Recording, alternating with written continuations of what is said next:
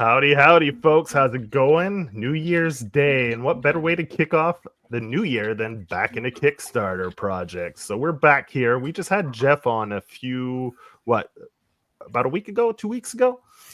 Yeah, about let's say a week and a half, I guess. Yeah. Like So that, we got you back here because you're launching a new project, man. The Public Defender. You're launching that. That should go live in a few minutes. So once it goes live, we'll I don't know if we'll do like an official countdown or just count it off the top of your head when you hit that button, and we'll let everyone know, and people can go back that sucker.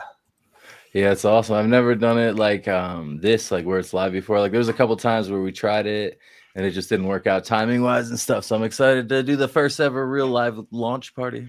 Yeah. So I put the link in the chats so people can go click on that link once it goes live to go back it. I know you were saying before we went live, there's a few people that like to try to get in there and be the first to claim that notoriety of being the first backer. Yeah, with Magic Powder 6, I remember my buddy Alan, who does Shentu. He's the writer of that comic. That's it's been cool. He released it last year. He hit me up. He was like, "Was I first?" I was like, "Ah, man." And then before that, someone who's been on a few of our comics, 10, she wanted to be first.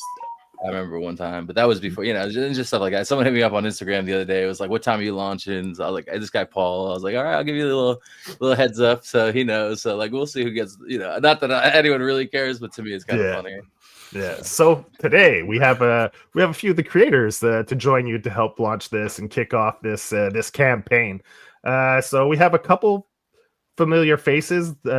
David's here. Anyone who's watched our show, we've had David Lujan on a few times. A great artist. He's been part of quite a few Kickstarters, his own and collaborations with others, and he has a small part on it. And we have Jeff Schiller.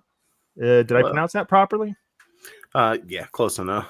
Close enough. All right, cool. Many people that know Magic Powder will know him as the artist on the Elf with No Names. So we got some familiar faces in the house tonight, and you put some faces to the creators here today if people haven't met you before. So that's always fun.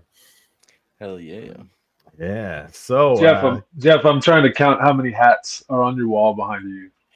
And I know that's not all of them. I know. Like, yeah, there's more over here. So it starts with like my Knicks hats, then it goes into Yankee hats, then it goes into like all the World Series ones. My WNBA champions. Are those organized like autobiographically so that you can track them down, or?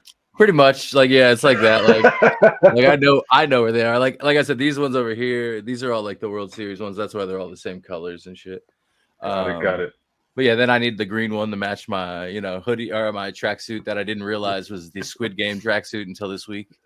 And then, that's crazy. But yeah, so I got a few hats. Man, I still haven't seen Squid Game. I would say I could have said that up until like 3 days ago, but yeah, it's definitely worth checking out. But maybe wait until the next season drops. Yeah, It was good. I watched the first half of it. Yeah, that's fun. I've only seen that. That's it. Like the second season just dropped right over the holidays or just before. Yeah, I've seen the first season. Never watched. I haven't hit up the second season yet. But hell yeah. Are you thinking about so my question is to everybody here is like, do you enjoy sci-fi as much? Like, because that's like, I don't write a lot of sci-fi, but man, I love sci-fi. Yeah, good question. Definitely. I never get asked to draw sci-fi.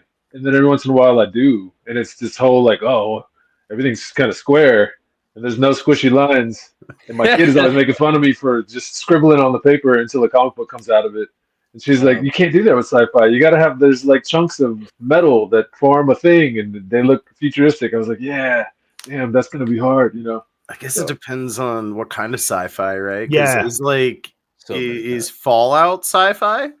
Shit, to me, you can have a lot of organic shapes in those ruins, This is true. Yeah, this is true. Or like Scavenger's Reign. Scavenger's Reign was amazing. That's all kinds of organic stuff. But it's the pairing of organic and non-organic, man-made things that are definitely shapes and colors and things that don't match nature or whatever nature is that I think makes the best sci-fi for me. a good creator to show an example of that. We had on just a little while ago, Brandon Graham. He does a lot of sci-fi, and it's all like kind of this more organic kind of style, and it looks technical though.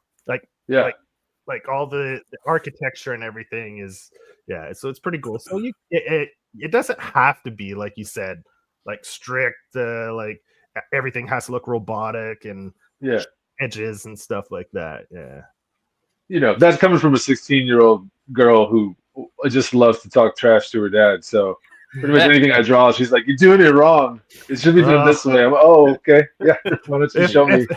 If Adrian game up, Dad. If Adrian stops in, he could feel your pain. His daughter and wife both say he doesn't know how to draw beautiful women. They're like, "You always draw ugly women. Your women look ugly."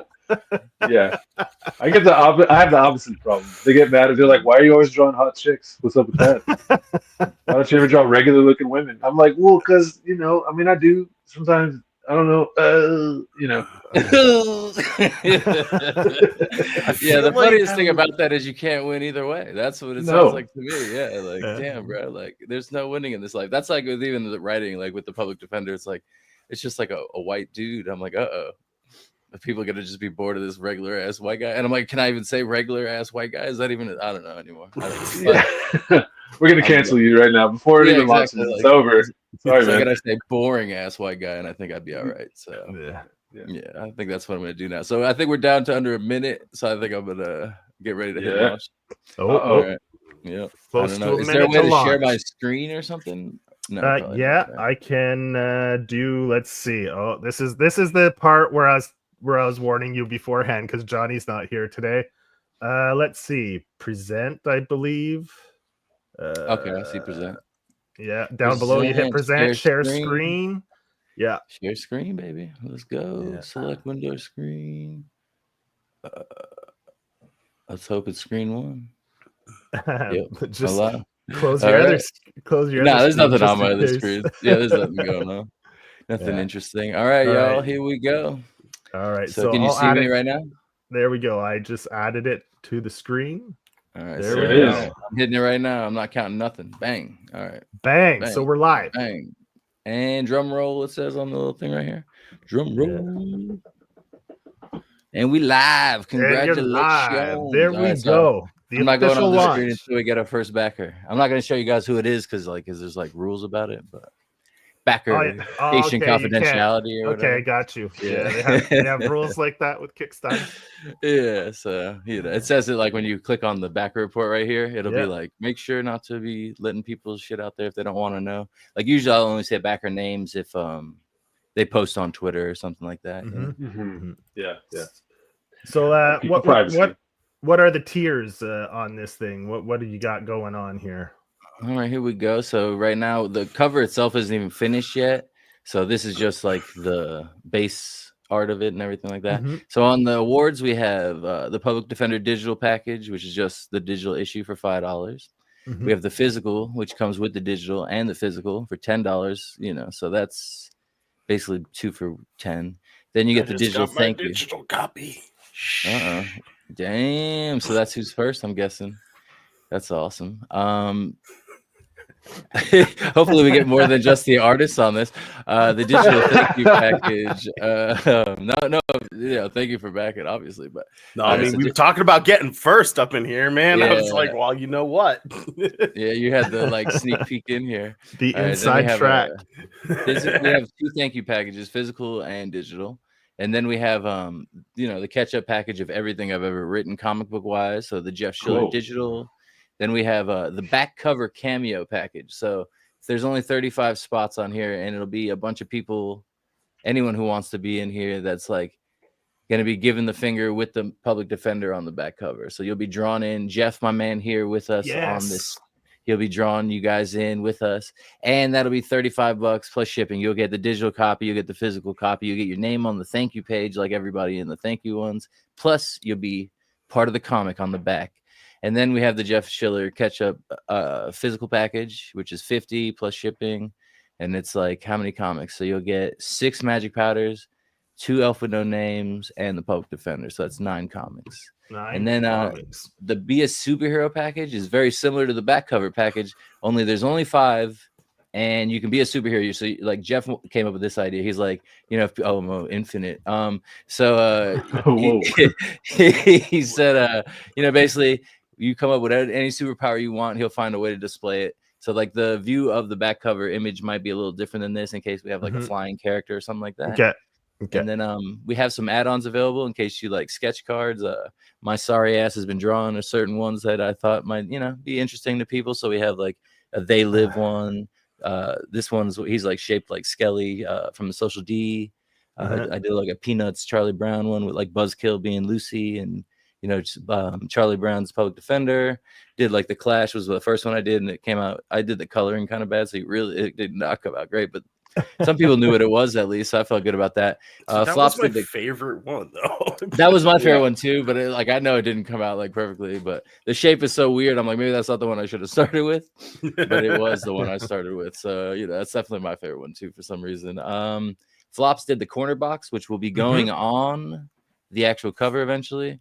My sister is just getting a new computer this week and stuff, so she's the one doing the logo and puts it all together. Nice. So this will also be fully funded is 44 hundo. So if we get there, we're funded. We basically clear 4,000. We'll be able to pay for everything, make some of the money back. This has actually been the most expensive comic I've ever put together because all the artists have different fees, and there's so many artists and stuff. Yeah. But it's not really about making the money back on this one. It's about just getting it out there and stuff. And then if we get to 5,200, I'll make free stickers of the corner box that Flops made because I think it's so dope. Cool. Yeah, so I think like that's a fun sticker actually, dude. Like the corner box thing. That's a good idea. I like that. Yeah, that is.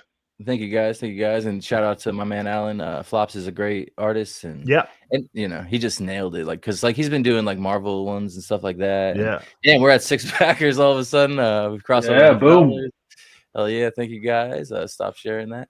But fuck yeah, thank you to everyone who's been backing and everything. Speaking of your little I actually went and grabbed where is it?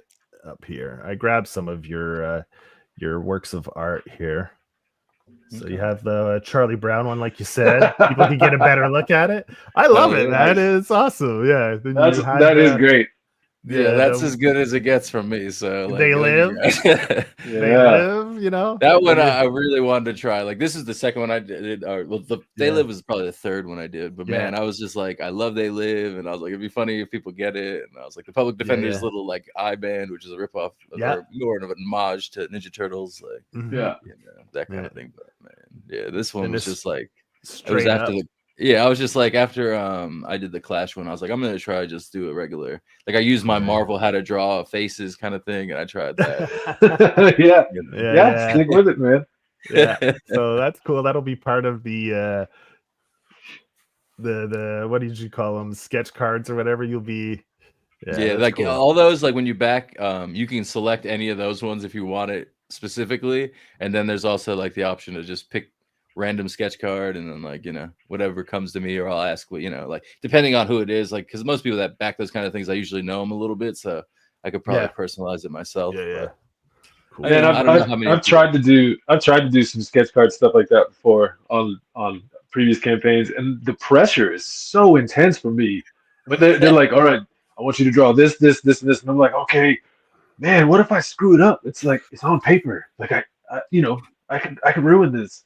Whereas drawing comic books or whatever digitally, you can erase and do whatever you want. It's kind of easy, you know what I mean? So totally. But I my thing with you is like I don't know, like your ass. I've never seen you make anything that wasn't badass. So like I don't know. It's crazy to hear that you have like that kind of like feeling about it. But I have 100% imposter syndrome 100% of the time. I feel like I shouldn't even be in this game because every time I go to the comic shop, I look around. I'm like, that's awesome. That's awesome. I've never even heard of that guy, but that's amazing. That's badass. Like, no, I'm the same way when I go. Like, I see things. I'm not like the imposter syndrome way, but I am like in the holy shit. How is there so much cool shit out here? No one even knows about it, including me, who's looking at comics every day, talking to people that make comics every day, stuff like that. Yeah. It's like, But I mean, even when we were talking about like you doing sci-fi and stuff like that, because I mean, me and you talked about an idea I had, and like that shit's gonna be pretty rough sci-fi as far as like, you know, kind of, you know, rock meets fucking cyberpunk type thing. Like, I'm excited, man. Yeah, it's like right after I posted that picture of the Hulk that I did, then you were like, "Hey, I got an idea for a guy who just suplexes people through windows all the time. Would you be into that?" And I was like, "Yes." Yeah. And speaking of suplexing motherfuckers, like Jeff knows, Elf and Name 3, we have the Lucha Dwarves showing up, and you know, there's definitely a sweet ass suplex or two in that issue. So like he's been showing me the art for that, and like, yeah, man, I'm excited. Speaking of the art, how many creators do you have on this bad boy? So on the Public Defender right now, I believe we officially have 16 artists. 16 artists. All right. We have 2 with us right here. We have Jeff. We'll start with Jeff. You already sent me some of the sample pages that he did, right? These are Jeff's pages here. Yeah. I remember when you came on, you sent these to me. So we have Jeff, who also works on with you on Elf, the Elf with No Name, which is a Western take on the Magic Powder universe, right? Characters from that. Yeah. So how did you guys meet and start working together? The internet. Pretty much, yeah. Yeah, sure. Yeah. I think Twitter. I had back when I started this whole crazy art journey, I had the idea that if I were to do it the way I wanted to do it, I was gonna go about the whole. I don't know if you guys ever heard the like core 1,000, like, you know, or 1,000 true fans or whatever. Was this concept of like, if you had like 1,000 fans that bought everything you ever produced, you should be able to make a career out of it. I got you. And okay. so it's like the goal is like, obviously you want more than 1,000 followers or whatever, because not everyone's gonna buy everything. But like, you know, if you made like, I don't know, 3 or 4 comic books a year and like a t-shirt, if 1,000 people bought all of those things, you should be able to make your career, right? And so I was like, I don't want to work for DC, I don't want to work for any of that stuff. And in the 10 or so, well, it's 2025. So in the 12 years now that I've been like, I'm going to do comics till now, I was like, I need to make my own setting. I need to do all this like practice stuff to get to a level of confidence in my creativity. Got you. Where I could do the big ideas that I like, was like, this is why I want to do comics, right? And one of those ideas I had was to take the world that I had been D&D, I mean, you know, D&D stuff, Pathfinder, whatever fantasy genre, I would shove it into this world called Osrin. And one day I was like, I want to do Westerns. And so I took my world of Osrin and I made these little short stories, little 8-page, 6 to 8 page shorts, made an anthology book. I think I did 2 of them before Jeff saw them. And he was like, you should do Elf with No Name. Because I was basically already doing it, just connected 8-page short stories. You know? Like, and I still do them occasionally. I actually just finished one up in November. Like, with that's it. I have a few pieces that from another artist that worked on this that actually collaborated with you on your project. Here's a variant cover by Ignacio for your like you said, just this past November you had your Kickstarter running. This is one of the variants, and I believe you did a foil cover for this one as well. We were about $200 short of funding. Oh, okay, that was a stretch goal. Got you. Okay. So yeah, unfortunately we didn't fund the book. I still sent the digital copy out for that, but I mean, just these colors are badass anyway. I mean, you don't need foil when you pump out a cover like this one. This just pops. Yeah, Ignacio's great. I love Nacho. He's amazing. And he worked with the 2 of you on the Elf with no Name. He did a cover for that one as well. So that's another artist. Yeah, he's actually on this too, and on the Kickstarter page, like if you scroll down, he's down there. He's the one that does the Afterlife, the Public Defender in the Afterlife. So he asked me when we were doing that, he's like, can I make the demon sexy? And I was just like, maybe not on this one, you know? But yeah, he definitely asked. That was the main thing he wondered when I gave him the thing. And then I was gonna have him do another one, but he was like either too busy or something, so he didn't end up doing that. But yeah, Ignacio's awesome. He did like you said, the Alpha No Name cover. Yeah. And now he's on the Pug Defender. I love it. And he came to me with the Red Dead Redemption idea because I guess he liked the Grand Theft Auto we did for Magic Powder. And he was like, hey, can I do a Red Dead cover? And I was like, fuck yeah, you could do a Red Dead cover. And he did it even way more badass than I could have imagined. And people love it at conventions and stuff. Like, yeah, he's a great artist. Yeah.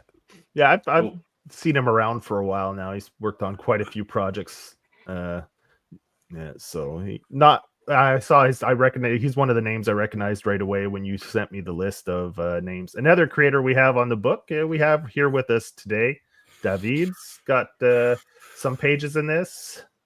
So here are some. I went and pillaged people's accounts on socials there and pulled a few pics that I could here and there. David. Yeah. So how did so it was your Hulk picture you posted that Jeff spotted and then hit you up for this, or? Well, no, it was before that. I mean, I think I started stalking you, Jeff, before you even knew who I was or anything about me at all. Because I was like, I started doing comics about like 3 years ago, and I was just like, headfirst into the whole Twitter and Instagram and the indie comic scene and all the stuff. I'm like, oh my God, there's so much. Who's doing this really well? And then I found Magic Powder, and I was like, this looks professional. I'm going to ape everything this dude's doing for his Kickstarters, for his branding, for his his posts and blah, blah, blah. All of this. I was like, I'm just going to learn every move that this guy has.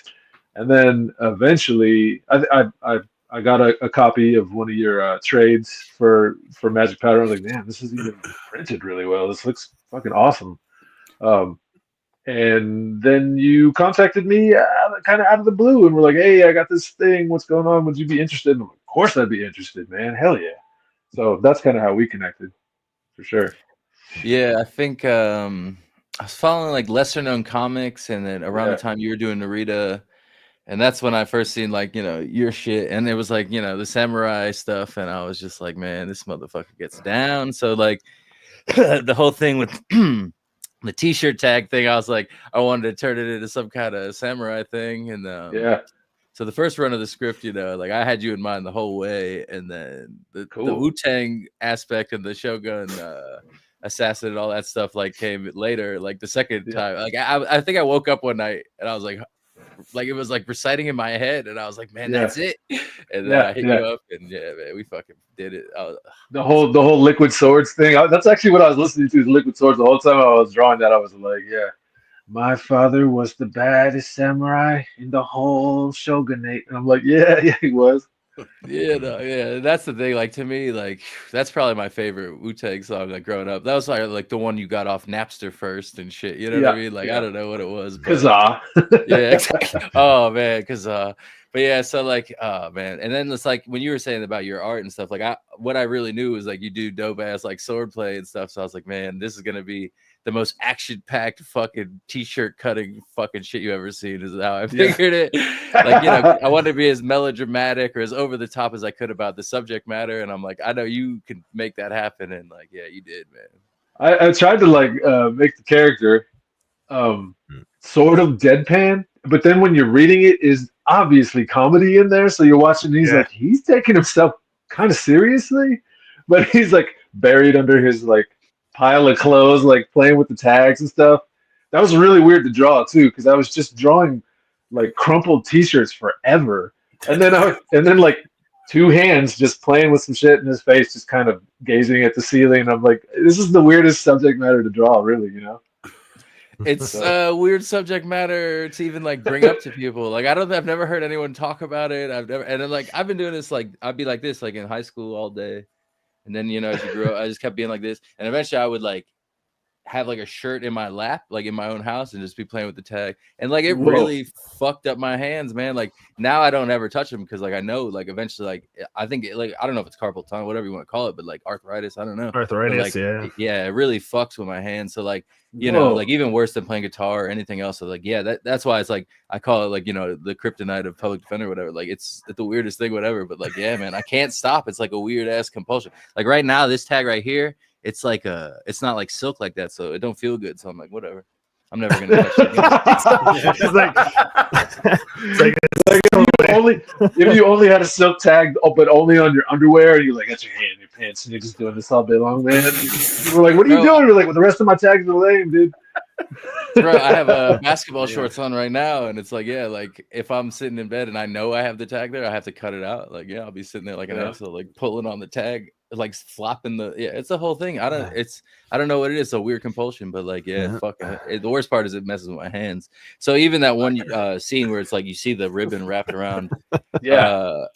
I had a girlfriend who like we went to a wedding together, and she had like this dress, and it had that big like silk ribbon around it. So like after the wedding, like I had that thing on my hands for like a year. You couldn't wait to get back to the hotel room after the wedding. You're like, baby, you didn't even fool around. You just took the ribbon. Yeah, I was like, no, I'm not undressing. I just want this fucking thing. Nah, but it's like, but yeah, that thing. It's funny how good you nailed it because like I don't have a picture of it or anything. I threw that thing out years ago, but like, I gotta throw it out.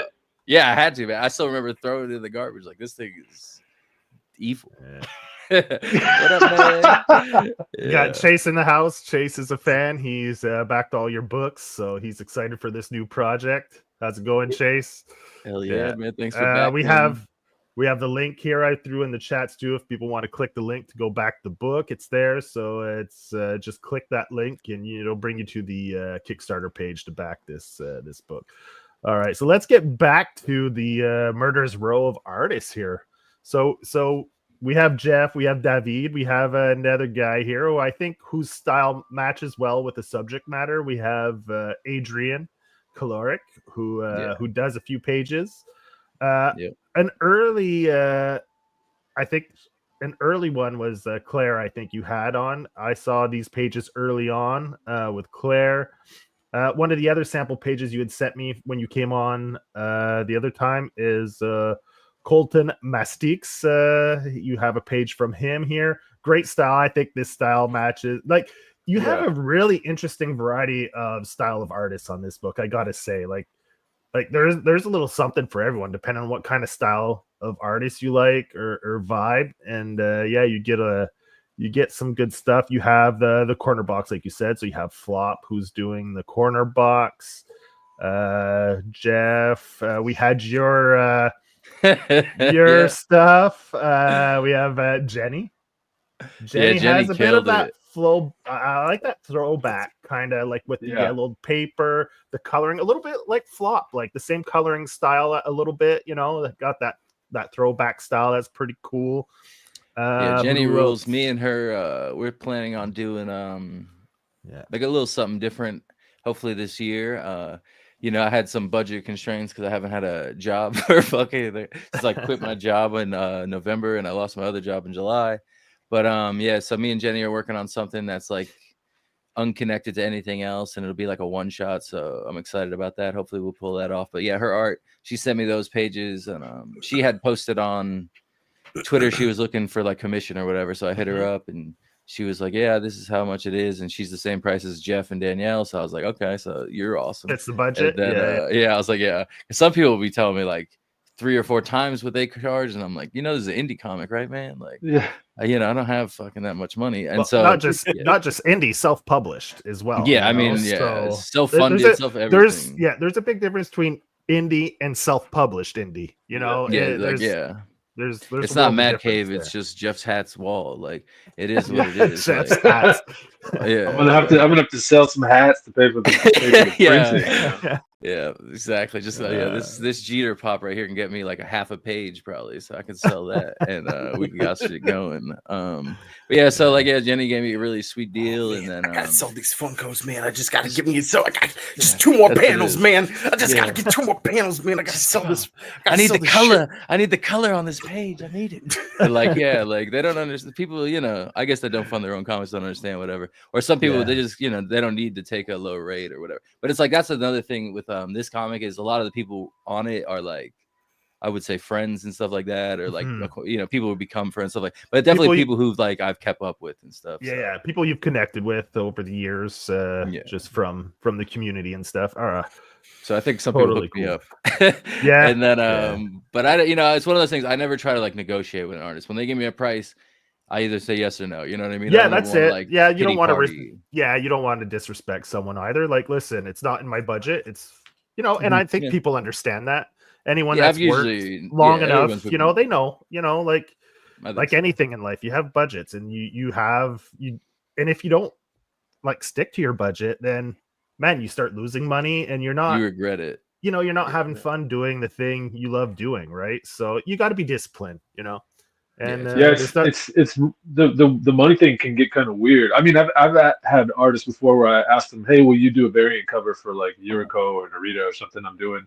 And they're like, "Yeah, I'd love to." And I'm like, "Well, you know, what's your price?" And it's like thousands, plural, of dollars. And I'm like, "Well, you're not that good. I mean, you're good. I like you. You're cool, but I mean, I love your shit, but I'm not trying to be an asshole, but I can draw better than you. You just seem like a nice person, and I'd like for you to be part of this project." Damn, fool. Like, that's not what? Oh, man. That's cool. You know, and then there's the, like, so I'm doing something for Red 5 Comics right now, which I'm stoked about. It's going to be 4 books that get published this summer. Like, it's going to be a monthly thing. So I'm like on the strict timeline where I got to pump out a comic a month right now so that they can get it to the printer, which I've never had to deal with that before. But it's also like a creator owned thing. So there's no money up front at all for me, which means for the next 4 months, I'm going to be working on this comic hot and heavy as fast as I can and not reaping any benefits until maybe this summer when maybe they pay me something. And I'm like, ugh, you know, but they're fronting the money to have like thousands of copies printed, and it's going to be distributed through Diamond. It's going to be in comic shops. We got a free comic book day issue coming out that I'm going to have part of. So like, it's this weird, I personally can get squishy with pay if there's other benefits that I can hopefully, you know, gain from. Yeah, exactly. So, but yeah, I don't know. It's really hard to set page rates too. You got to weigh the exposure, right? Too, like the risk. Yeah. Okay, I'm gonna get exposure, so is it worth the risk of, you know? Yeah.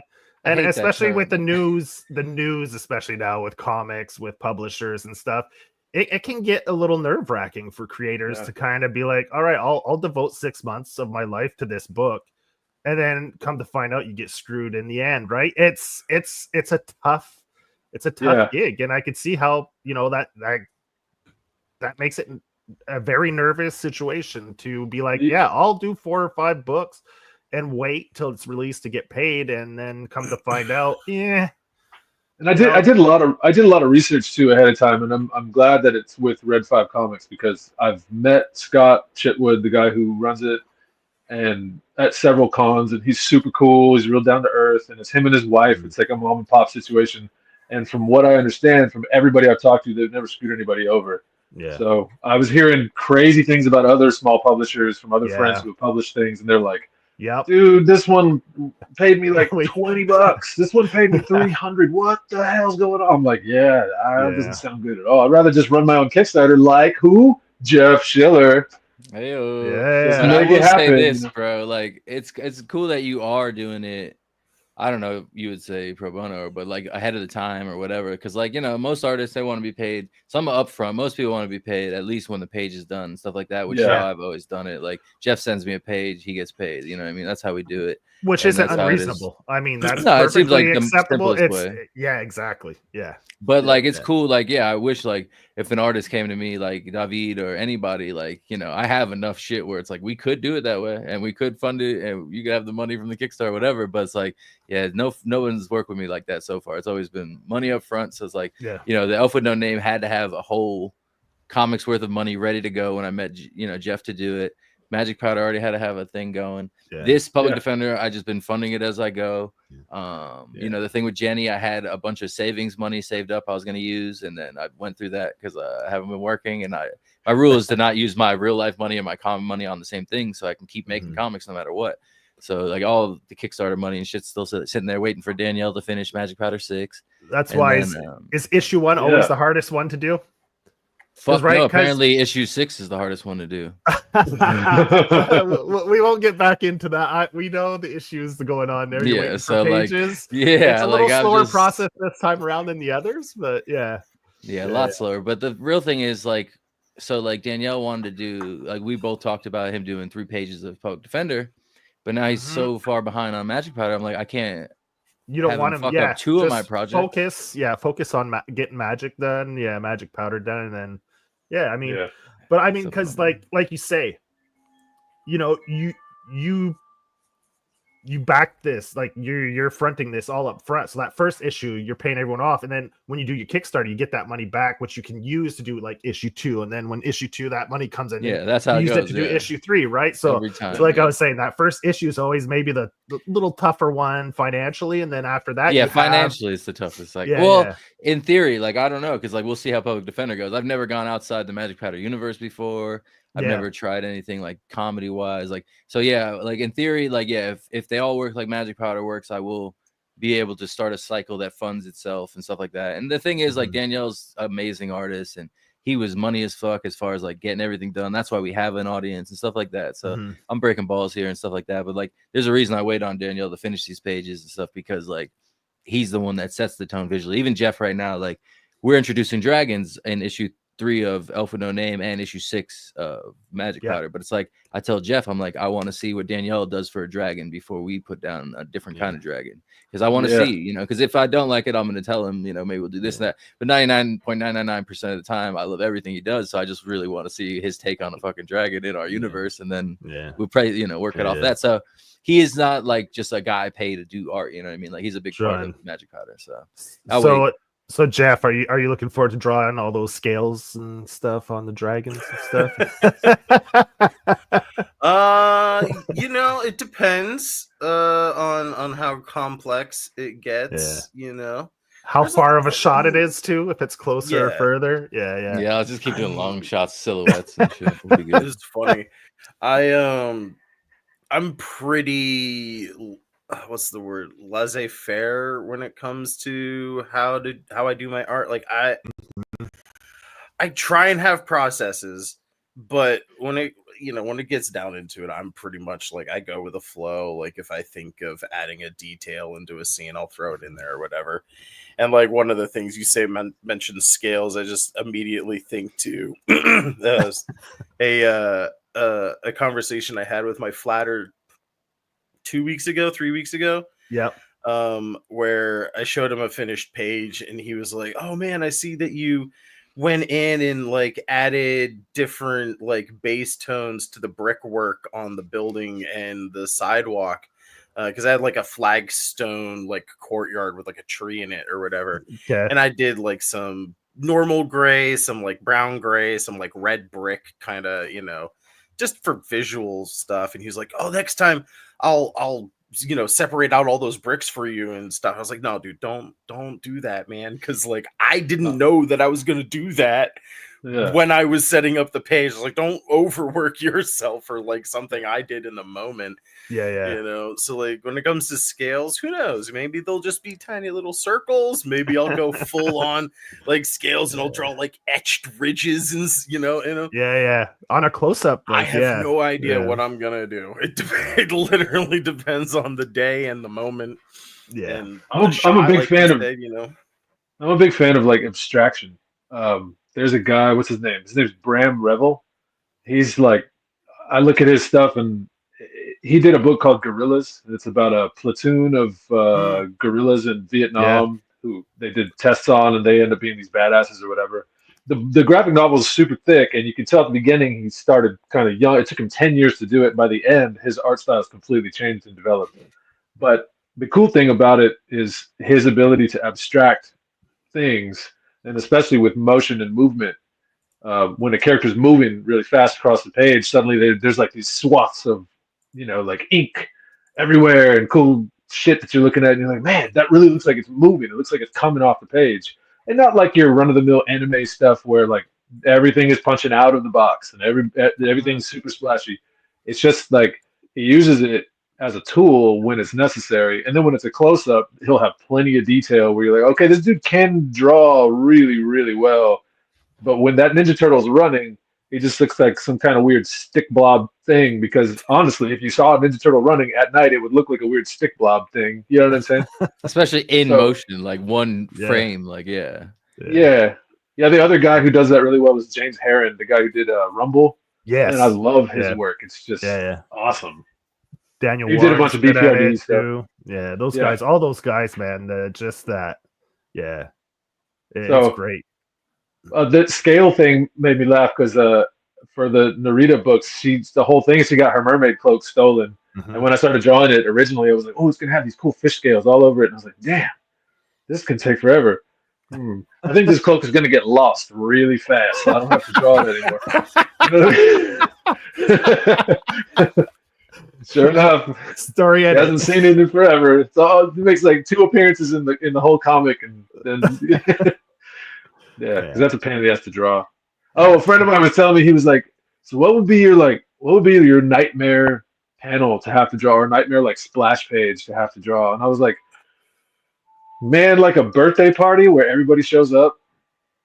It's just everybody's standing around. It's kind of boring. There's no action, and you have to make everybody have a different face. Everyone's outfit is on, and and they're just like boring, standing around with some cake or something. You're just like, oh damn, this is gonna take all day. Just thinking off the top of my head, like a crowd of cheering people at a wrestling match over the course of like 17 pages of. I don't think you've ever had to deal with that, though. Or the back cover, or the back cover, or the back cover of 37 people in a that one alley. Was at least approved ahead of time. Yeah. The other one, was but like, Elf with No Name 3 is basically all crowd shots. Like, and like crowd shots of like people who are like back the comic to be in the comic and shit. So Jeff's like literally like they have to look like the people. At least one shot of the each and stuff. So it's funny. Yeah. Now that we're talking about this, because so far everything we've mentioned, Jeff has been put through on this, and the scales we'll get to at the beginning of that issue, and it's gonna be fun. It's funny because like Ignacio, one time I told him a script idea for Public Defender, and he's like, "That's a lot for one page." And I was just kind of offended, and I didn't really like respond. And then I said, someone else, did it, and I was just like, yeah, that's what I'm looking for. Like someone that don't even tell me it's hard. Like I don't want it to be that easy. Like I'm just writing it so it looks cool. Like obviously, you guys know how much harder it is. As you can tell, you're way better artists and stuff like that. But it's like if we're paying for it and they're paying us and all this stuff, like it's got to look like you said. Like when David was saying about like Magic Powder look professional and stuff like that. It's because like. Daniel, fucking, you want to talk about backgrounds? That boy goes crazy on backgrounds, like, and not that I knew he would or anything like that, but he just does, and like, some beautiful shots, with the backgrounds. It's stuff, fucking, for sure. Like that's the thing about him, like that's why I love waiting for his pages too, because like his art is so good that like to me it's like getting something. Like I'm like, oh, it's a gift that I get to see whatever I came up with in his art style. So like, I just love it. And same thing with like Jeff, man, with Elf with No Name. I remember the first couple of pages, like sending him the script, and it was like, if you guys have read it, like there's like a hooded like society kind of thing, and it's based on like the Mars Volta, Francis the Mute album, where everyone has like bags over their heads kind of thing. Okay. And so like, originally it was just kind of be like that. And then he had like this idea to add like certain like flowers and certain like plants meant certain things like on the mask and on the mask itself. And it was like, and it was a cool idea. So I was like, let's run with that. You know what I mean? And it's like, it's cool. Like, cause like with Danielle and me and him, we don't really talk all that much. It's like, he just sends me the pages, stuff like that. But like with me and Jeff, we talk all the time. So like, it's one of those things. It's just a totally different kind of communication. Very collaborative. It wrong. I mean, I've never had anything I could think of off the top of my head anyway where you were doing Jeff's like I just don't want to have to redraw this fucking page. So let's make sure we're getting it right the first time. Yeah, definitely. And I mean, that's smart. I mean, I don't blame him not wanting to redo anything. So like, I don't mind being like, hey, you got it. Like, because like Adriean is doing. Like, I also have a background in film. Like, before I went to art school, I did 3.5 years of a film degree. Decided I hate working with like more than 2 or 3 people on a project, and was like, storyboards, why not just learn to draw? But like, yeah, so when it comes to like working with Jeff and stuff, like, I have all these like, okay, if we're going with the 180-degree rule and I'm setting up the scene like this based on like the first couple of pages, you know, I was like, wait a minute, when we get to here, and then I have to ask Jeff, I was like, well, like, if I change this and this, then the scene flows better. Is like, is that okay? Because like, I don't want to just do that, because that's, you know, I'm not the writer, you know. Like, that's not my job. I figure I should ask instead of like the same thing. If we were making a movie though, or something like that, even if I was directing or whatever, it's like you'd still have a cinematographer who you defer to on shit like that, you know. I mean, not everybody. Some people are their own cinematographers or whatever, but like, so I look at it like that. Like, it's like, you know, you or Danielle definitely have a better idea of the way that kind of thing works. Or even David, and like I was gonna say with Adriean, like Adriean was doing the series we're doing, which is like kind of based on like Richard Linklater, like Before Sunrise, Before Sunset, all those kind of things. And so it's like based on like a relationship I had for a long time, and it's like, you know, different moments in it. And he sent me all the pages, they were all done, but it's like I don't even like asking for changes and stuff. So there was a couple things where I kind of want them changed, and then he was like, do you want anything changed? And I was kind of like, and so he changed them, and he was all stoked to change them, and he said, just tell me to change it, blah blah blah. And it was literally like one panel on 2 different pages that he, you know, I just wanted like a little change, and you know, he had no problem doing it. But it's just like one of those things, like, because like I don't like Jeff said, I don't like even making people do it again, like, you know what I mean, like they already did it. I wrote it the way I wrote it, whatever. So, but it was cool. And it's, you know, I've never had an artist really be hard to work with, other than like be hard to track down, maybe like a goddamn gambling addict or a drug dealer. But like, it just goes to you, and they're like, I don't want to change that page. I'm not gonna respond to social media. I'm gonna log off of everything. There was definitely one time where like motherfucker was like, I'm doing commissions for this price, whatever, and I gave him a page and they never did it, and like totally became a ghost to the point where I'm like, I'm not even trying to track them down anymore. So that happened once. I'm not gonna name no names, but it's definitely a person you will never see me retweet again. Yeah. My wife was asking me, she's like, so out of all the people you worked for who you know wrote stuff and then you just illustrated, who's your favorite? And I was like, well, I mean, they're all cool to work with, but in different ways. Like some people, like you, Jeff, or this other dude, Bill Poor, that I did Big Game Saga, the Ninja book with. Like when I send pages to him, he sent me a script that's like a talkie page, you know, where there's like, there's this stuff. They're talking about stuff forever, and you're like, talking about stuff. How am I gonna make this interesting? You know. So, but then I figured out a way to do it. Basically, I just looked at Mike Mignola and I was like, tiny panels. It's all about tiny panels.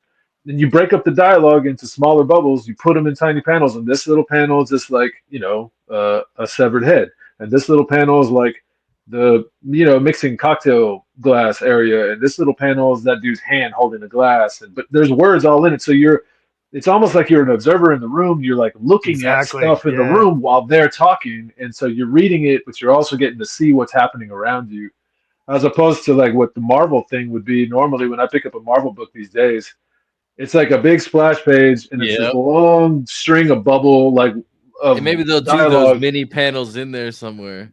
Kind of floating, like a couple of floaters, but it's just these 2 fools talking all this stuff, and the bubbles are doing this inside of each other. I'm like, that's so boring, man. Like, you could do it so much cooler, and you're getting paid to do it, and you're working for the big dogs. What? This doesn't make any sense to me. This is your chance, like, to shine. Yeah, like, and the thing is, like, even with indie comics, there's sometimes where like I'll go on a Kickstarter page and the first fucking preview pages are like that, and I'm like, bro, like, I don't want to sit here.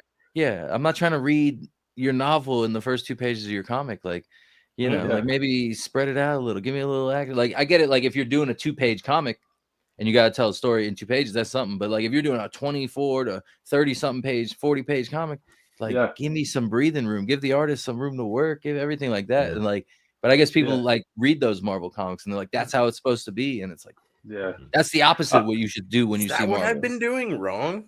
I mean, I don't remember you doing that, but if you do it, I'll come all tell of you. my word balloons on the first 3 pages so that you can get that done and out of the way, and then I put all of the art with no words. Isn't that how you do a comic book? I do.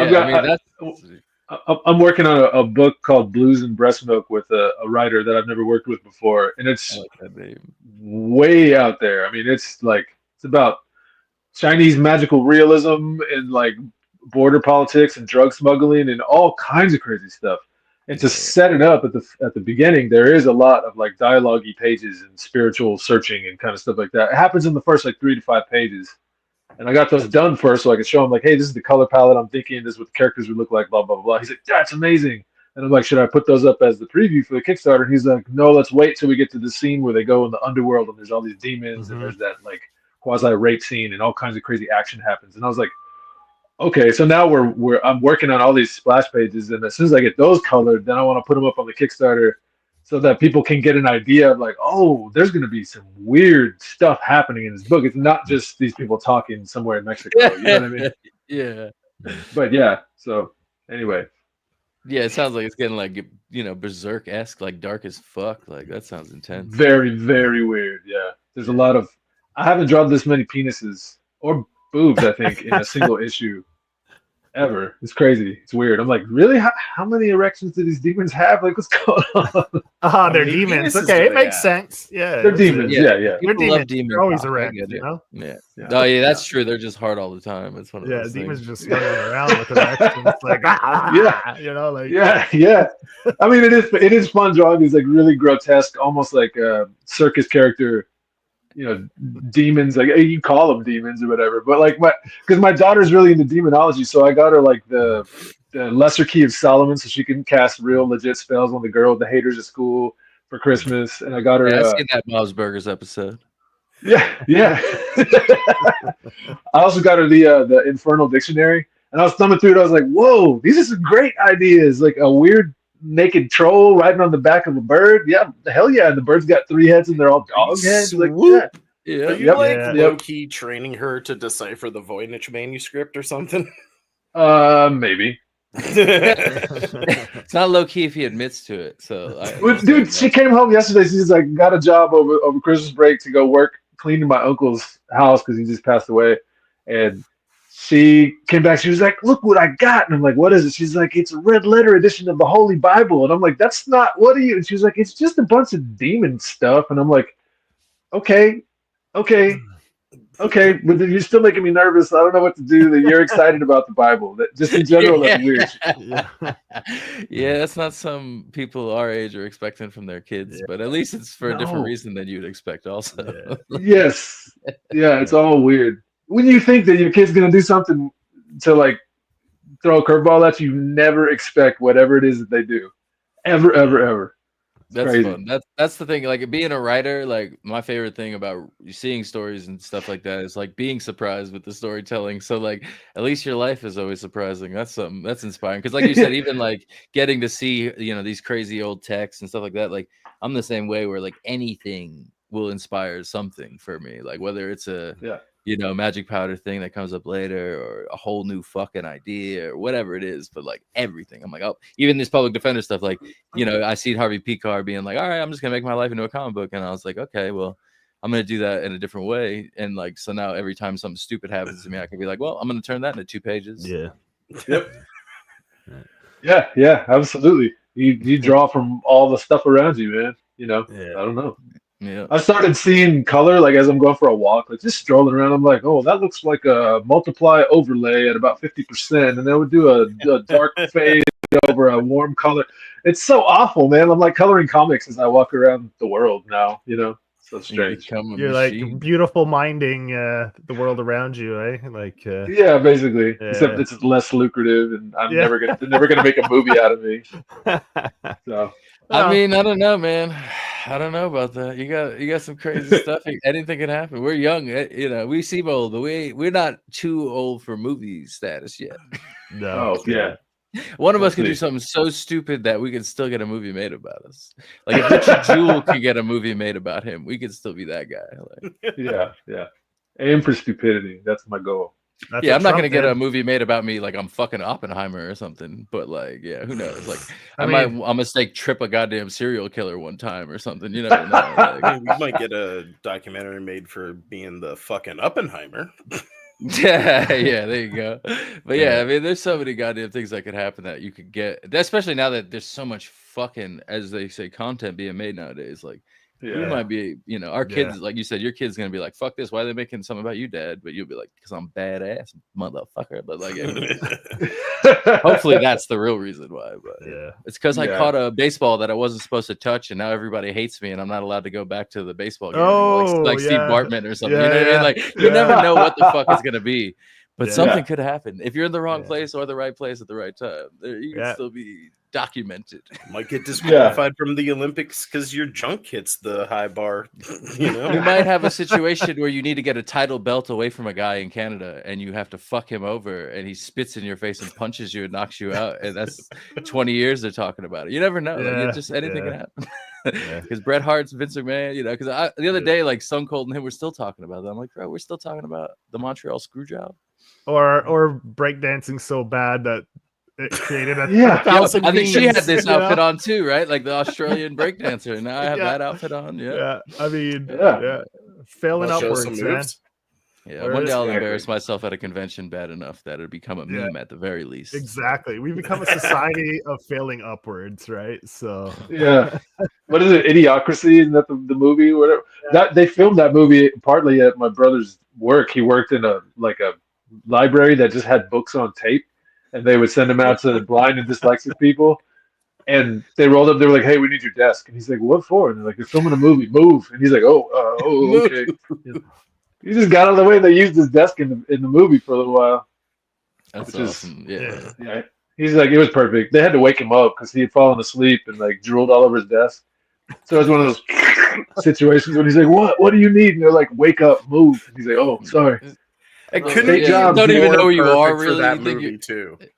Oh yeah, that's the perfect like idiocracy character. Like They should have cast him. Sleeping at his desk. Move. We need to film Idiocracy. And he's like, "Well, I'm already. It's fine. You just film me. It's cool." Yeah, I'm living it, bro. It's like, you know, and it's cool because like Mike Judge is like, you know, one of my favorite creators too. So like the fact that like, you know, that's just another little tidbit we get out of it is hilarious. But Idiocracy, when we watch, you know, I don't know when you guys seen it, but I feel like it was like right after high school for me, and it was funny, whatever. But it was one of those things where I'm like, this is a little on the nose. My God, bro! Like, holy shit! It's like I can't believe ahead of his time. Yeah, like, exactly. It was like prophecy and shit. Now I know, but you don't. Well, that's the worst kind of prophecy ever. You're like, no, what? No, man. Damn. Gatorade sprinklers, man. That's where we're at. Like, oh my God. All right, man. Let's get back to these artists. I'm gonna finish up. I still have a few there that I pulled some. Let's see. We have Lucas Colbell. I think that's how you say it. He's with someone I've only spoke to on the internet, but yeah, Lucas is dope. I believe I found him on Reddit, but it was one of those things. I was just looking for some artists for this, and he showed me his pages, and his page rate was, you know, legit. And I was like, all right. And he knocked that out fast too. Like, he's one of these guys who, like, certain people, they take a month, 2 months to knock out a page. He did not, which was nice. Yeah. We have the cover too. You who was it who did the cover? You said? I can't remember. Gerald von Stoddard, I believe is how you pronounce it. Oh, okay. Yeah. So he just had a Kickstarter recently, right? For Mortal Coil. Yeah, he's a badass. And the colors are done by this guy Guillaume Mendez, and I only met him through Gerald. He's like, "This is my colorist. You should use him." And he was right about that. Yeah, this guy. Although there are some things like, this is another one of those things where I probably should have broke his balls a little, just because like color wise, like the shirt isn't really what Public Defender's shirt colors are. Pants aren't really, but they kind of fit the superheroes colors better, so it was fine. But it's also on the cover here you're talking about. Yeah, on the cover. Yeah. And then he's also kind of rolling a joint, it looks like, because it's white. And I wanted him to be rolling a blunt, but what are you gonna do? I'll live. Those are details that I don't really smoke much, so like a blunt is basically what wrapped in a cigar, right? You take it just looks like a the cigar husk of tip. a cigar. Yeah, see, Mhm. my So it'd just knowledge be is brown basic, instead but of white. I know at least that. Yeah. In fact, Yeah, after with this, I might actually hit him up and be like, "Yo, can you make that brown for me?" Because like I don't roll blunts or joints really. My dad always rolled joints, and he taught us how, but like I can't roll it that well. And like blunts, like I don't know what it is. They're easy to roll, and like when we were kids, everybody wanted, I guess, because of rap or whatever. Everyone's like, "Oh, roll a blunt, whatever." So I've been rolling blunts like an idiot. I don't smoke them anymore, but because of the kids' movie Snoop, too. right? Yeah. What'd you say, Jeff? Everybody wants to be like Snoop Dogg. Yeah, well, it's all about Snoop, is right, 100%. Or that scene in Kids when they're sitting in the park there and he's rolling a blunt. Bro, when I watched Kids, I didn't even know what a blunt was. Like I was way too young to be watching Kids, and like I never went back because after you watch it once, it's enough, yeah. You know? Yeah, exactly. Seen this? Yeah, how many Corinne movies? Yeah, his first feature. Yeah, Yeah, we already touched.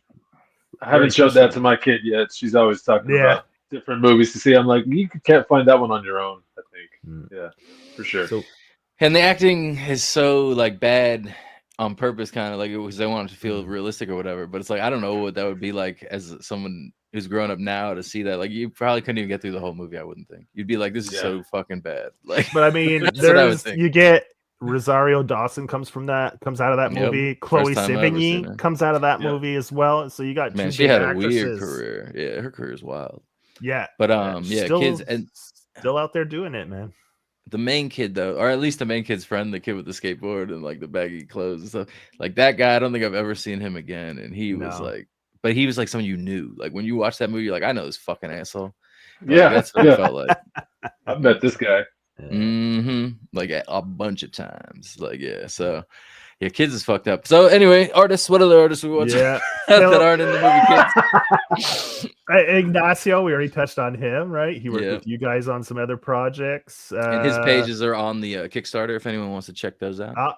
So they can go sample. He's got some samples there. We have Philip Quick. Yeah, I met Phil at he's awesome. So I met him at a convention, and he did some cool art stuff. Like he was doing like hot dogs. Like so, like I have MF Doom as a hot dog, and I have Reptar from Rugrats as a hot dog. He had Spider-Man one. I think I saw when I was going through his. There's like a Cyclops. There's the Cyclops one's really good. I think I gave it to my sister because I think I had that one too. But yeah, he was dope. So he's doing those, and he was next to me at the convention. And he was saying he wanted to get into like doing actual comics and stuff. So I was like, that's cool, man. I'll hit you up with a page or whatever. And so I wanted to do that kind of like just a profile look at the Public Defender, different looks, because like with me, my hair is always different things. So it's like when I cut it off, it's like the Bobby Hill. Then a little bit like the 5 o'clock shadow. It's like you got the professional, like Leon, the professional, that kind of thing. It's like Wolverine. That's the best. Like usually my back of my hair is up and not the front of my hair is up. So it's like the Wolverine, and then like when I slick it back, it's like the Godfather or whatever. And then like when it's like really long and puffy, it's kind of like Spike and Cowboy Bebop, and then my last is the Andre the Giant afro that I get, and then I shave it all off and start over again. That's why it's like that, So and the beard, like that too. So Phil, he did a good job. Yeah, it's fun. It's a fun page. Yeah, I pictured it a little different and stuff like that. He took a really, really long time to get it done because he was a busy guy and stuff like that. But by the end of it, he was like, "Bro, I can't even charge you because it took so long." So that's the first person that's ever done a page for me. He for free, whatever. But it's like I'm obviously send him like copies of the comic and shit. But like, originally he was like, "I'm gonna cut it to this, and then I'm gonna cut it to this, and then I'm gonna cut it to this," and then eventually he was like, "I'll just do it for free." And I was like, all right, man. So I was just gonna switch artists, honestly, because he was taking kind of a long time. There you go. You got it in just on under the wire. I don't even know how many months it took, but it was fine. I just it's one of those where I expected a little different art and stuff, so it's fine. It's kind of like herding cats, right? All these artists. Oh my god, yeah. I've never used that term before until I started doing an anthology. But yeah, it's 100% like that, especially while you're doing other comics. So like me and Jeff are still working on the other comic, and then me and Danielle are clearly still working on Magic Powder, and then But the real reason I did this too is because I wanted to kind of, I don't know about say try out, but like just see what it was like to work with other people in case I wanted. Like me and you work together, David, and now it's like I want to do something bigger, like that kind of thing. Like even Adriean, like I would like to work with Adriean on some stuff. Claire and Phil was cool because like they never done comics before, so I wanted to give them a chance to be in a comic, stuff like that. And now hopefully they'll be, out doing other stuff. And Get it's like, get the itch, right? yeah. So Man, that's something that I tell people when I meet them at conventions all the time. Like young people, artists who want to get into comics, are like, how should I get my feet in the door? Blah, blah, blah, blah. How did you do it? I was like, look, man, the best way to do it is to just make 6 pages and try and get into an anthology. And then you've got some published something or other that you can have at your table, and you go from there. You're going to be working with other people. You're going to meet other people because you have to go onto a Zoom to talk about when the anthology, when is it due, like what's the parameters, blah, blah, blah, blah, blah. Mhm. And that's the easiest, best way to get your foot in the door, is to just work with somebody on an anthology. You know what I mean? Just try it. And it's low stakes. It's only like 6 pages, 5, 6 pages, So I want to add an addendum to that. It doesn't even need to get published, because you'll still have those 6 pages. You have the work. You can show to other people. My first paid gig still hasn't been printed yet. It's been years. That's crazy. And I he believe still it, hasn't. Like, I literally he emailed me the other day, and we were talking about it. He's like, "Yeah, I still have to get that into a comic." I was like, "All right, man." I was like, "Whatever." Yeah, that's what I mean with that big game saga thing that I did last year. The writer was like, I'm shopping it around, trying to get some interest up, and blah blah blah blah. But he's got a full-time job and he's got family and stuff, and like nothing was really happening. And I said, hey, we already finished the comic. It's like, I want to hold it in my hand. Why don't we just kickstart it and say, hey, it's already done, and then that way we're able to get copies for ourselves and we can disseminate it. You can make a little bit of your money back from what you poured down the David drain, and and he was stoked. So he didn't even think that was possible. I ran the Kickstarter for him, and we're going to do issue number 2 this year. And he sent it to some other people. And since they saw that it was already like self-published, it looked good on paper. And so they're talking about maybe picking it up and actually doing like a print run for comic shops and things. So, I mean, I know what that's like when you do something, you're like, this is kind of awesome, but nobody's seen it. Like, it's just sitting there somewhere. Damn, like, I want people to see it. And see, like, my thing is, like, I don't have anything like that so much. Like, Public Defender, obviously, we're putting it together, whatever. But, like, there's ideas, like, for the future of Magic Powder, because I have it so plotted out, So it's like, that's where I'm at. So it's like, I'm waiting for Danielle to catch up to my ideas, So I'm like, I can't wait to, introduce this character. I can't wait to have this scene. I can't wait to, do this fucking arc and stuff like that. So, like, that's where I'm at as a writer. Like, so it's kind of similar, but obviously it's a little different. But you guys, I hear these stories all the time about, like, oh, I did 30 fucking pages for something and it never, got seen. And I'm like, man, that disappoints me. But at the same time, it does surprise me because, like, there's a lot of follow through, obviously, which is how all these comics come out. But there's also going to be people that, fall off and don't follow through and shit with Kickstarter. Yeah. So there's always going to be horror stories, I guess. I just don't want to be one. So that's why, like, when, like, even this is the first time I've ever done a campaign while the other campaign ain't fulfilled yet. And I feel weird. Yeah. Well, I mean, a lot of people they create a company because, right, if you have a company, then you can run, what is it, 3 or 4 at the same time? Is that how it works? Yeah. If you're private, like a personal, you can only do 1 fulfillment at a time. But if you're a company, they allow you. Not. I broke that rule because okay. I mean, I'm just me, and I'm over here doing 2, and they don't, they let me. I think it's also though, like, I'm on my 11th fucking one. I've fulfilled everything so far. Yeah. Stuff like that. That might have something to do with it, but I don't know what's hard and fast rules are, but I like I said, I am doing it right now. So it also seem pretty relaxed, like no, there's definitely people on like certain Discords I'm on where they're like, these motherfuckers won't let me launch and blah blah blah blah. And I'm like, damn, interesting. Yeah, like I had a big gap between my last 2, and all they wanted me to do was send out a note or an update on my previous one saying, hey, like, if you hadn't gotten your book yet, just let me know. Like, it was. They just wanted me to like double check that the fulfillment had gone through, and they were like, yeah, you're good to go. So it's weird to me that Kickstarter would be hassling people unless they have a track record, I guess, of being like shady. Yeah. I've had a couple of people say like, man, they won't approve my project, so I have to wait for like several days. And I'm like, man, as soon as I put anything up and I say it's going to be this, and I got 1 picture or something with a cheap ass description, they're like, cool, you're approved. Here's your promotional materials. And I'm like, oh, all right. I've been pretty lucky. Yeah, I'm the same way. Like one time, I don't think I put much on the story or the rewards, and like nothing maybe, and it actually made me wait. But other than that, yeah. And at this point, it's basically like auto approved. I think. Yeah. Knock on wood, whatever. You know. Like, yeah. Wait till Elon Musk buys Kickstarter, then we're all screwed. Don't say that. No, don't say that. They were talking about him buying Wikipedia and ruining that. Like this motherfucker. Just wait till Elon Musk buys Indiegogo. Oh, yeah. Site that I don't touch. We got some people actually going with some superhero. We got a superhero backer. We got some back cover backers. We're doing that's good. what I like to hear. Yeah. We're at 16 backers already. 16. That's not bad, man. That's not bad. That's What's great. What were you hoping to get? Like number of backers? Do you have a goal in mind? Like what's been your 5,000? Now my goal is 200 on this one. 200. We get over 200, I'll be happy. Like Magic Powder, I try to get over 300. We got to 299 on the last one. I'm kind of pissed off about that. I blame that a little bit on the release schedule falling off, because like the one before that was our record, which was 355. So like kind of and we had been over 340 and whatever.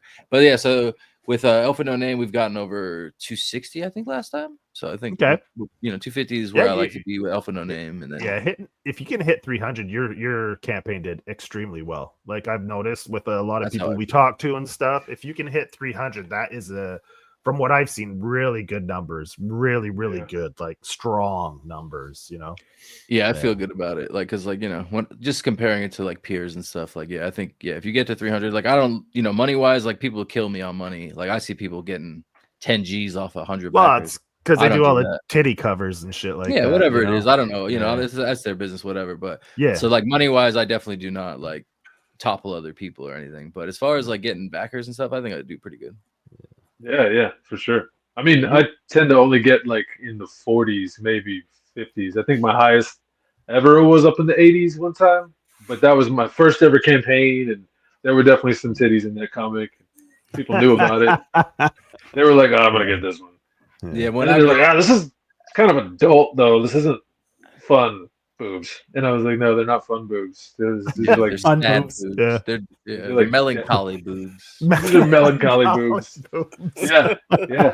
That's kind of like the Magic Powder record was broken when we had the Flops Uma Thurman titty cover. Yeah. So which Uma Thurman's tits aren't out on that cover, and I did not ask those tits to be out on that cover, but Flops knows what his job is, and he did it that way. And I was like, all right, man, this is still not like, I could still put it on my table at conventions and not have to worry about it. So yeah, it's one of those things. But yeah, that shit sold out. It sells out in public. It's a killer, that thing. So that was our record setter. It was because it had some titties in it, but also like I said, issue 3 I think was 340 something, and we didn't even have a variant cover. So, but I mean, it's cool. Fine. I don't like the issue I have with that stuff is. The titty stuff is fine, but give me a fucking comic. Don't just give me titties on a cover and the rest. Or any kind of like, don't just give me a bunch of fucking like. I'm not a collector. I'm a reader. I'm the audience. Like, I'm not here to buy 20 covers. I want one. I don't even want a cover. I want the digital usually, so I can just open my damn tablet up and read it because I want to read that shit right away. I'm not a big collector. I don't have like, as you can tell, like, I have a bunch of shit on my walls already. I don't need a bunch of more shit in my room. I just need to read some stories. So like, if your story ain't there or you're selling it on sex. Another thing is like, if you're going to sell sex, like at least be sexy kind of thing. You know what I mean? I see a lot of these people that are like, I have a comic about sex and I look like I've never gotten laid. And it's like, that ain't selling it, bro. Like if you're a porn star writing porn comics, that makes sense. If you're a guy who watches a lot of porn that makes porn comics, I don't want to be around you. So that's it. I don't want to shake your hand at cons. Yeah, exactly. Like, and that's the thing too. Like, why are these pages stuck together? Like, no. Yeah, what is this sticky shit? And it's like, with your palm is super sweaty. It's awkward. Yeah. The first convention I ever did.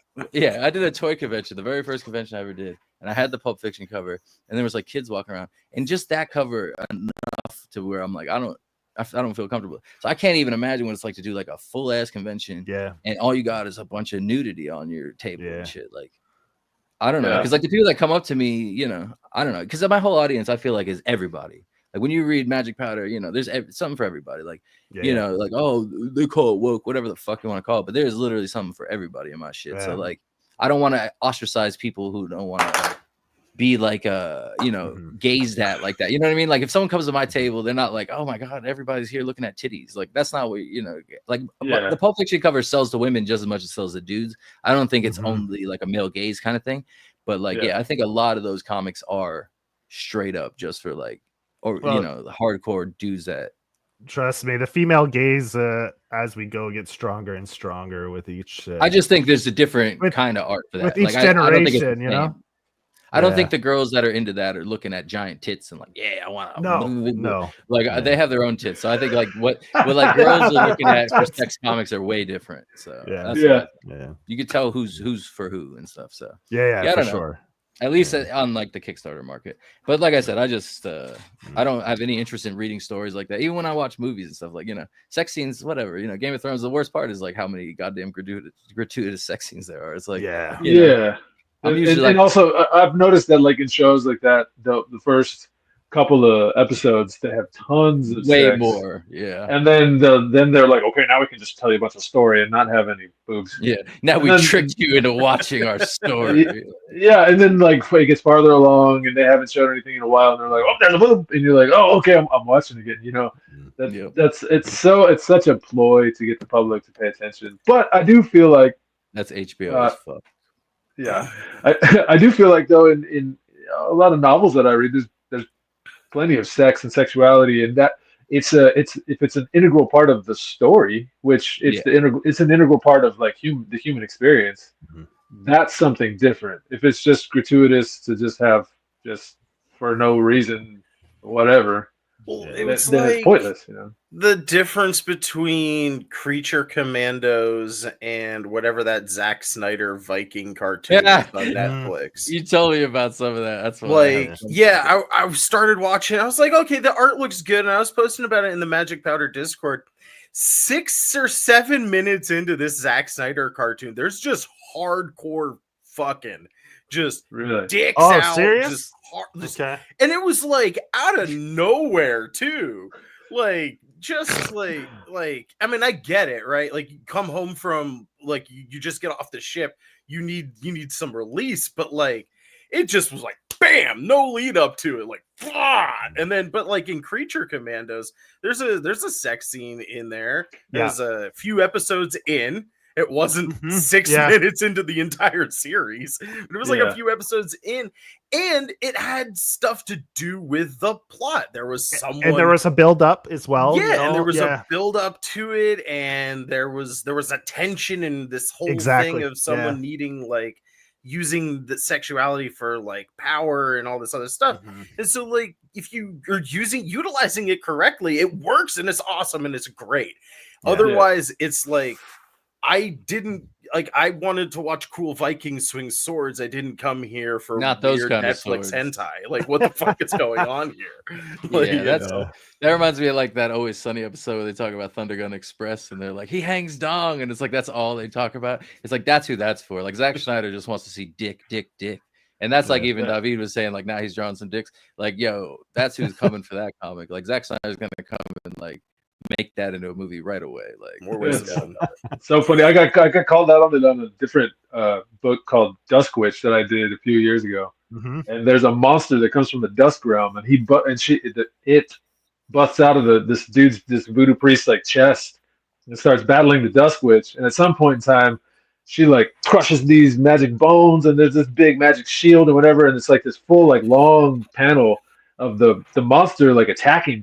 Well, the monster's dong is hanging there, and he's got nuts with like a couple little hairs on him. It's real fucking gross. And the monster's got boobs too. Like it's very androgynous character. The monster's like ugly as sin, and it's kind of got like a whole bunch of. It looks like a bug spider, like a fleshy spider, you know. So it's just all bad. And when I sent it back to the writer, he was like, so there's one panel on one page that is a bit concerning, and I'm like, oh, was it the part where like she reaches in her pocket and she's like puts that policeman to sleep? You didn't like the way that looked, and he's like, that's not what I'm talking about. That's not concerning. No. So you just like this just became the topic of conversation for every other comic creator. And I don't know why. It was one of those books. I got it done with Comics Wellspring, and their books are kind of like they use a thicker stock, so sometimes you try and flip through them, and it just opens to the middle page. Yeah, it and that's right where it was. It was like monster dick every single time at a convention. People pick it up and they're like, "Whoa, all right, that's not for my kid." I'm like, "Yeah." Yeah, that's the thing too, because like at conventions, I'm usually next to this guy Steven Lolito, who does Box Boy and Whiskers, and so like we're always next to each other for some reason. And like my shit is not for kids, and his shit is for kids. So it's like we either get someone to walk in mine, like talk to me for an hour, and then go look at his and just kind of like do that. And then there'll be ones like that with him. But he has to deal with like little kids sometimes and shit. I'm like, man, I'm not making comics for little kids because I just don't want little kids at my fucking table. Like that's they're annoying. Awful. Not even that they come up and they just like rub their hands on everything. You're like, dude, just list my piles, dog. Like I got all my postcards like laid out. What are you doing? You know what it is though? They don't have the spending power.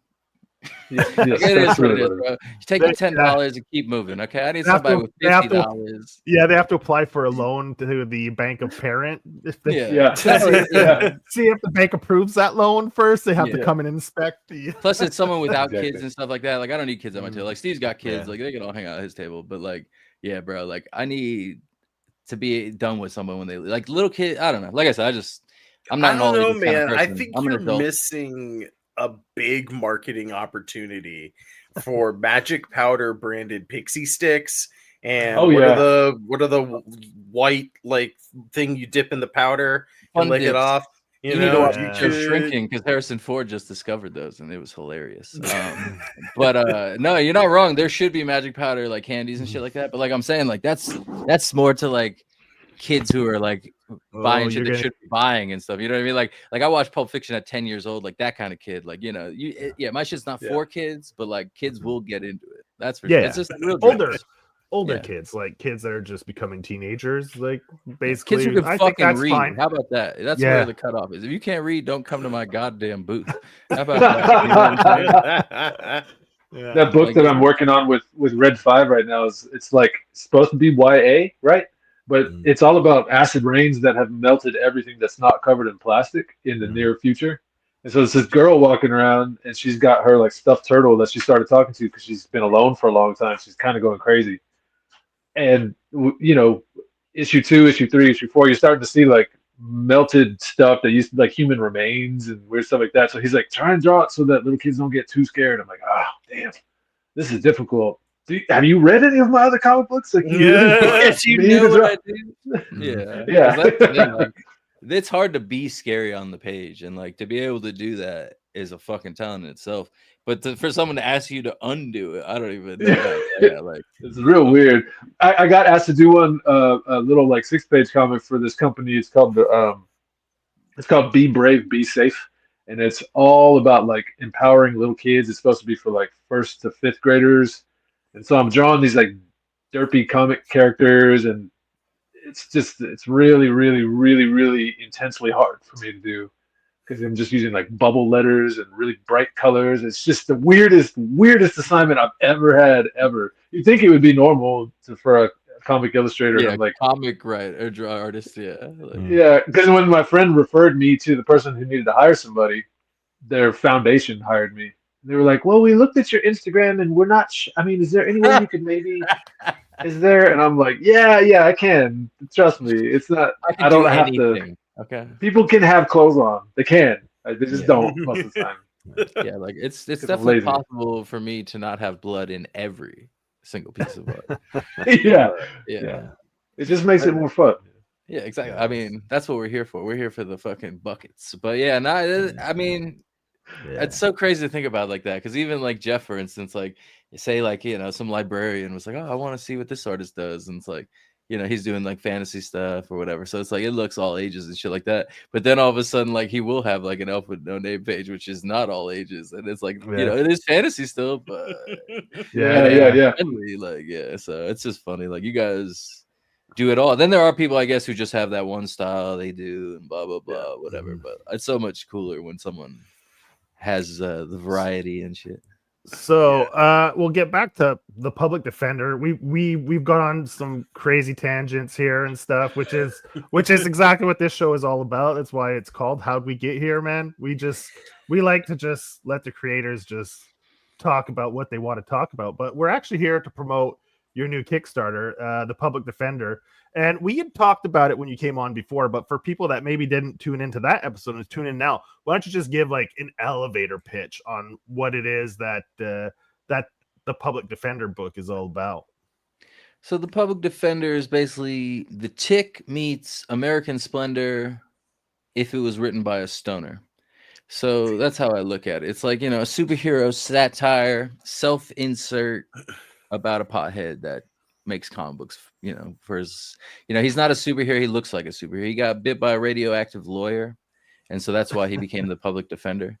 And it's like the lawyer's name was Hyman Spiderman. And he was, that's like a part of the origin story. You might see that, but it hasn't been like I wrote the script for the origin story, but we'll see if it's actually going to be in. Because like one of our stretch goals is more comics. So like we'll see if we get that far. And so if we hit like 6,000, we'll get it in there. But so the main idea though to me was basically like I love Venture Brothers. It got canceled, and I wanted something like superhero comedy that also like you see behind the scenes of their lives. You know what I mean? So like we have the character Public Defender. Obviously, his roommate is Mario Carter, who's just a regular guy, but he has an ex-girlfriend who's like a superhero named Buzzkill. Yeah, I love that name. Mario Luigi Carter is now his full name. Yeah. So then his next door neighbor is a guy called Godman, and he basically claims he's God. He has the powers of God, blah blah blah. But he's just kind of like a spoof of Superman, that kind of thing.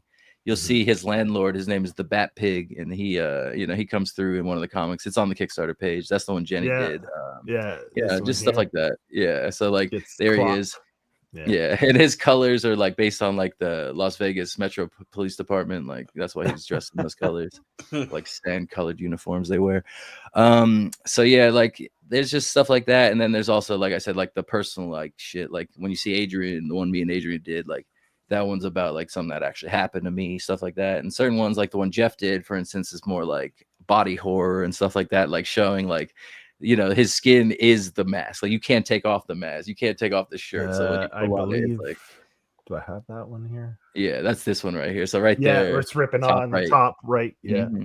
So I was pitching this to like Jeff and Nima, who did My Hypocrisy of the Fan, which is the very first like public defender one ever.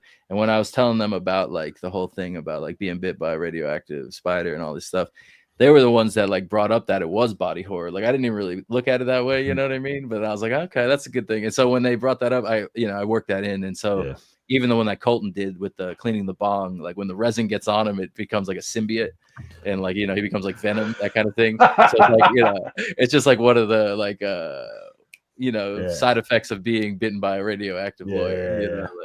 So this is the introduction of Mario Carter also in that one. That's Mario Carter there. Mario Luigi Carter or Mario Carter Luigi? Yeah, Mario Luigi Carter is his whole name. He's awesome. He's just his roommate. But yeah, so like it's just stuff like that. So like now that they brought that up to me, it like took on a whole another aspect of the character I could fuck around with and stuff like that. So it was cool. Very excited. Yeah, and that's Nima Sarat is the artist you were talking about. That's another creator that's on there. And we also had, I think one of the last ones I didn't get to mention was Angelo Di Innocentis is one of the other artists. He did the colors for the one Luca did. There's one so like there's a comic. It's not on the Kickstarter page that I did. It's just like that one's more of a personalized one too. So Luca, he's on Facebook, and we always talk and stuff. So he was like, "Oh, I want to do one," and he had that guy Angelo to do the coloring. Okay, cool. That's like a lot of the colors. Like if the artist didn't do all the artwork colors and lettering themselves, they usually brought someone on that they knew, because like I didn't want to have to like put together teams too. Like, if you got a team, we can do that. If not, whatever. But like David and Jeff, they did all their own shit. Jenny, basically everyone did their own. Because even Ignacio, when we were doing it, he was like, "Oh, you're gonna have someone letter all of them differently and like all separately, so it could be like consistent and shit like that." I'm like, man, I'm doing the opposite of that. I'm like, I want this to be no consistency. I want it to look DIY punk rock. Like, because like American Splendor was like literally like one artist would do it, one artist would do it, one artist would do it, whatever. And so like that's 100% what this is based on. It's just like, you know, R. Crumb would do one, and then you'd have, you know, whatever other asshole in Cleveland was doing indie comics at the time, and just shit like that. And so, you know, it's one of those things like, and so that one, like in the background, you keep seeing the one that Claire did, and that one's like, you know, kind of like how we did the Liquid Swords dialogue and like changed it to fit the comic. I took a comic of American Splendor and I just, you know, public defenderized the nine panels. Yeah. So it's like, and it's like, 2 pages, but the real American Splendor one, I think was 3 or 4 pages. But I just, you know, moved it around a little bit because his was about like quitting record collecting and using that money to make comic books. So mine was about essentially like, how I got to the point where I was using my money to make comic books and like where all my money goes and why I, you know, that shit.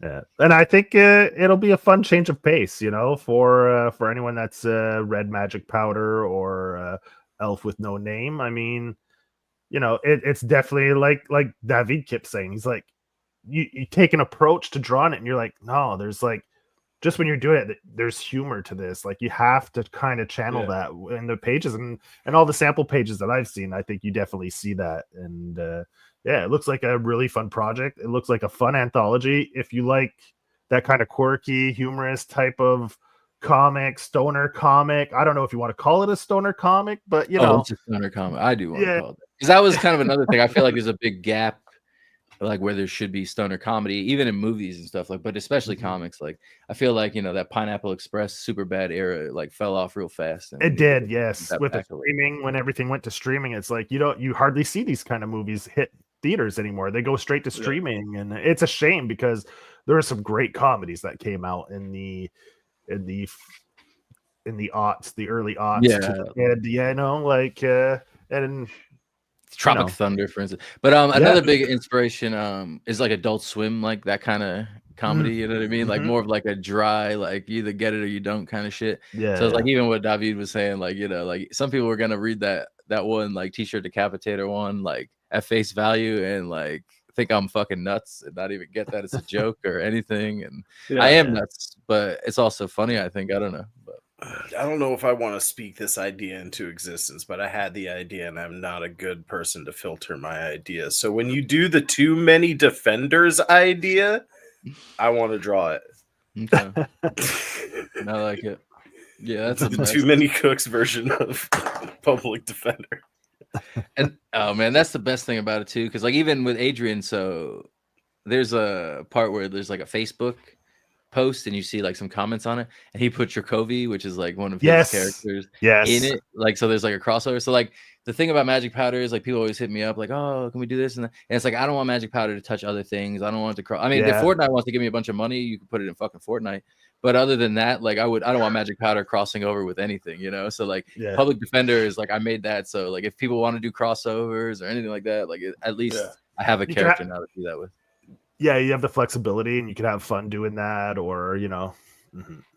Yeah, cool, man. So like I said to everyone, if you're watching this on the replay and everything, we have the link for the Kickstarter in the chats. So you can go click that, go back the book.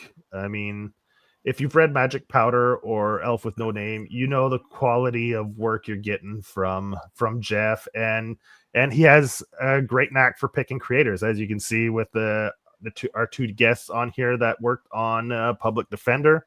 You know, great books done by great people. So yeah, go back this book, and man.